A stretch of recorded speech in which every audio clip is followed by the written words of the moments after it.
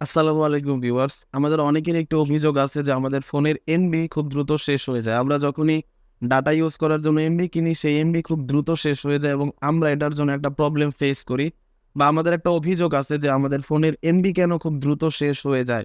But viewers, কিছু settings আছে আপনার ফোনে, যে সেটিংসগুলো যদি আপনি অফ করে দেন তাহলে আপনার ফোনের এমবি দ্রুত শেষ হবে না এবং আপনার ফোনের সেটিংসে একটি সেটিংস আছে, যে সেটিংসটি যদি আপনি অন করেন তাহলে আপনার ফোনের এমবি আর দ্রুত শেষ হবে না। তো ভিউয়ার্স, আজকে আমি দেখিয়ে দিচ্ছি কোন কোন সেটিংস আপনার অফ করা লাগবে ফোন থেকে এবং ফোনের সেটিংস থেকে কোন সেটিংসটি অন করা লাগবে। তো ভিউয়ার্স, চলে যাই মোবাইল স্ক্রিনে। ভিউয়ার্স, প্রথমে আপনার যে অপশনগুলো অফ করতে হবে সেগুলো হলো, আপনি চলে যাবেন আপনার ফোনের ফেসবুকে এবং এখান থেকে উপরের ডান পাশে প্রোফাইল আইকনে ক্লিক করবেন। একটু নিচে চলে আসলে আপনি সেটিংস অ্যান্ড প্রাইভেসি অপশনটি পাবেন এবং এখান থেকে আপনি সেটিংসে ক্লিক করে সেটিংসের ভেতর যাবেন এবং এখানে একটু নিচে স্ক্রল করলে আপনি মিডিয়া নামক অপশনটি পাবেন, এর উপর ক্লিক করবেন। তারপর এখান থেকে ভিডিও কোয়ালিটি থেকে আপনি ডাটা সেভার অন করে দেবেন এবং অটো প্লে থেকে আপনি নেভার অটো প্লে ভিডিওস বা অন ওয়াইফাই অনলি, দুটোর একটা সিলেক্ট করে দেবেন। আমি এখান থেকে অন ওয়াইফাই অনলি দিয়ে দিচ্ছি, আপনিও অন ওয়াইফাই অনলি দিয়ে দিতে পারেন। তারপর এখান থেকে আপনি চলে যাবেন, আপনি ব্যাকে এসে আবার চলে যাবেন ইউটিউব অ্যাপে।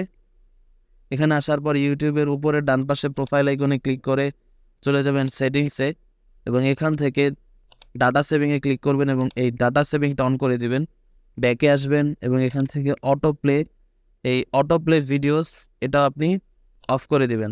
তারপর ভিউয়ার্স, আপনি চলে যাবেন আপনার ফোনের প্লে স্টোরে এবং এখান থেকে উপরে ডান পাশে প্রোফাইল আইকনে ক্লিক করে এখান থেকে চলে যাবেন সেটিংসে আসার পর নেটওয়ার্ক প্রিফারেন্সেস, এখান থেকে আপনি এখানে ক্লিক করে আপনি অটো আপডেট অ্যাপস এর উপর ক্লিক করবেন এবং এটি সিলেক্ট করে দেবেন ওভার ওয়াইফাই অনলি। না, আপনি এটি হচ্ছে ডোন্ট অটো আপডেট অ্যাপস, এটা সিলেক্ট করবেন, কারণ আপনার অটো আপডেট আমি মনে করি যে দরকার নেই। আপনি যখন যে অ্যাপসটি আপডেট করতে চান প্লে স্টোরে ঢুকে সেই অ্যাপসটি আপডেট করবেন। তো ডোন্ট অটো আপডেট সিলেক্ট করে ওকে দিবেন। তো ভিউয়ার্স, এরপর আপনার ফোনের সেটিংস থেকে আপনাকে একটু অপশন অন করতে হবে, সেজন্য আপনি চলে যাবেন আপনার ফোনের সেটিংসে, প্রথম অপশনই কানেকশনস, এর উপর ক্লিক করবেন। এরপর এখান থেকে চলে যাবেন ডাটা ইউসেজ এবং এখান থেকে ক্লিক করবেন ডাটা সেভারের উপর এবং ডাটা সেভারটি অন করে দিবেন।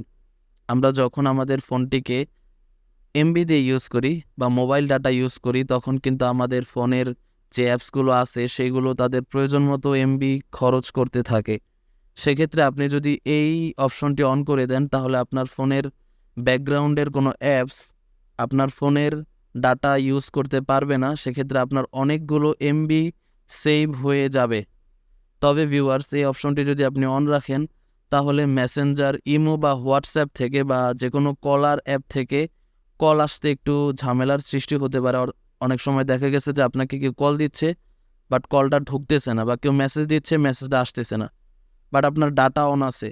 সেক্ষেত্রে এই প্রবলেমটা তৈরি হতে পারে, বাট এই প্রবলেমটা নাও হতে পারে। আপনি যদি দেখেন যে এই প্রবলেমটা তৈরি হচ্ছে তাহলে আপনি অপশনটি অফ রাখতে পারেন। বাট ডাটা সেভ করার জন্য সবচেয়ে কার্যকরী উপায় হচ্ছে এই মোবাইলের ডাটা সেভারটা অন করা।